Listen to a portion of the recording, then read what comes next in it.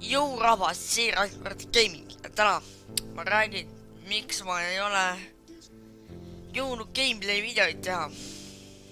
Asi ei ole selles, et ma ei ole viitsinud, ma olen tahtnud teha, aga asi on selles, et mul OBS ei taha hästi töötada.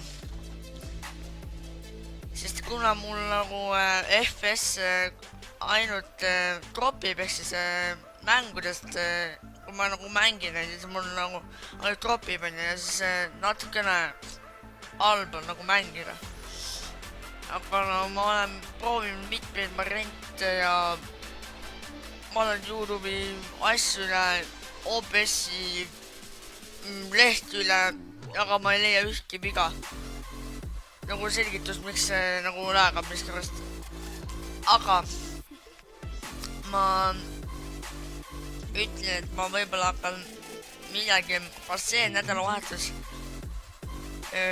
videot, nagu ühte väikest kaameraga videot tegema, siis kui ma lasen. Aga ma ei tea veel. Aga jah, kui teile see video meeldis, siis pange like, subscribe ja näeme järgmine kord. Davai, tšauki!